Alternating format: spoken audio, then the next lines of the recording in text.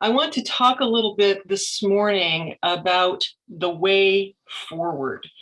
Um, we have been, you just heard Bob talk about General Counsel's work, moving us forward. And so the first part of the way forward with energy intelligence, imagination and love concerns space for transformation. Back in February, I reflected upon how our experiences in the exile of pandemic prompted our desire for both safe spaces and social spaces, places of protection and of relationship. And when we think of the presbytery as a safe and social place, we may think about sanctuary, which is the presbytery and even the church writ large as a space in, but not of the world. We may also think about practices, standards of ethical conduct, or protection policies to ensure safety when we are in vulnerable relationship.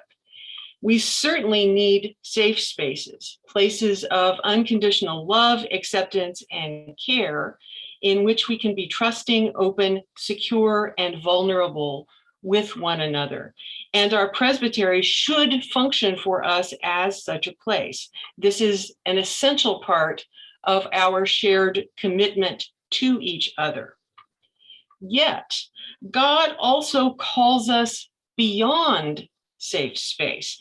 God calls us to live and work together as God's church in brave spaces of collaboration, dialogue, engagement, experimentation, and risk. Spaces of growth, service, and yes, even spaces of transformation. Transformation of who we are and what we do together in response to God's call. We can witness the crops growing and thriving all around us, a visual reminder that is quite vivid of the fact that growth involves transformation, from seed to plant to fruit and back to seed. It's this safe and brave growing space that is our context for our big conversations together to seek God's leading for how we can best be the church in the world right now. As I've shared earlier, in this moment, right now, we're being called to operate in an active mode in which we're really not used to operating, and more importantly, in which we've not been scripted as the institutional church. We've been used to cycles of building in which we build durable structures to last, physical buildings and programming, and then we invite people to come to us, to commit to us, to take membership and identity with us in what we have built. And our metrics of what matter, counting members and dollars, are also keyed to this building mode. So even as we're in transition, we continue to use these outdated metrics, prompting us to measure scarcity, which prompts greater anxiety and despair. As Bob shared with us, this model is really no longer attractive or viable to most folks across the denominational spectrum. Yet, as our siblings in the United Church of Christ remind us, and as we heard in worship this morning, God is still speaking. Many voices from our past remind us of this assurance. The prophet Isaiah writes, "Behold, I'm about to do a new thing. Do you not perceive it?" John writes in Revelation, "The former things have passed away."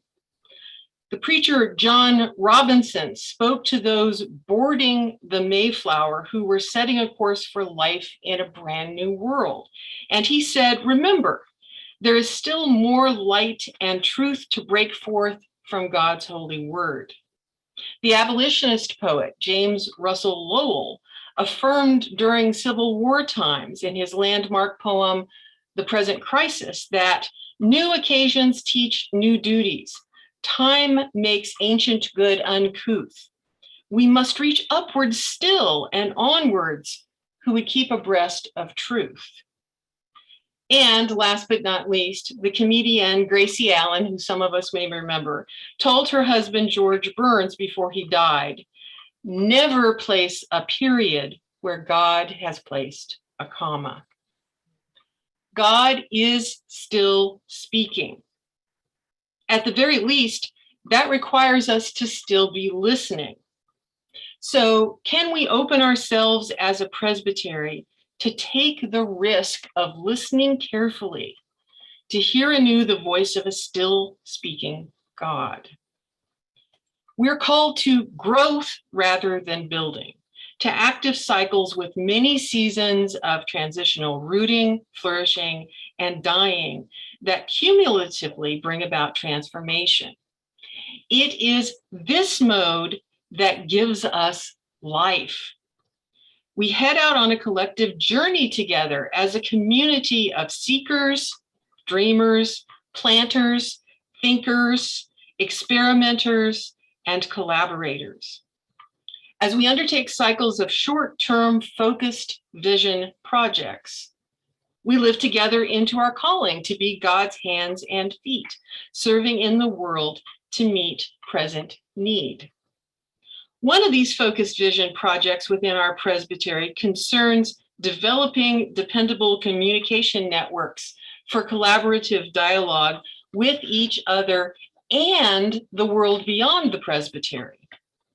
We can no longer expect folks to come to us and to commit to us and to what we've built. Digital spaces offer us rich fields to cultivate relationship, experiment with new visions, seek expanded knowledge, and grow ideas. At this Presbytery Assembly, Diet Decker will help us to explore the intersection of the digital and the divine. What lessons can we learn from and for this transitional wilderness that we're in? How can we move through this wilderness towards the way of hope in life-giving, creative ways? Diet will offer us effective ideas for using these digital spaces for engagement, collaborative action, and ongoing relational development.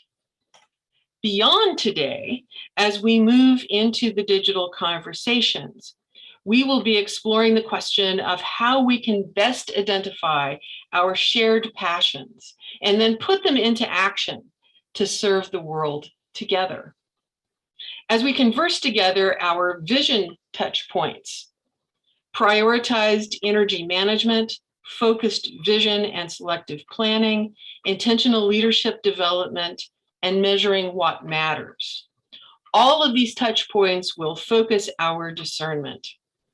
I'm grateful as always to walk with you on this ever unfolding journey that the Spirit has invited us on together, and I certainly look forward to our conversations together. Madam Moderator, that concludes my report.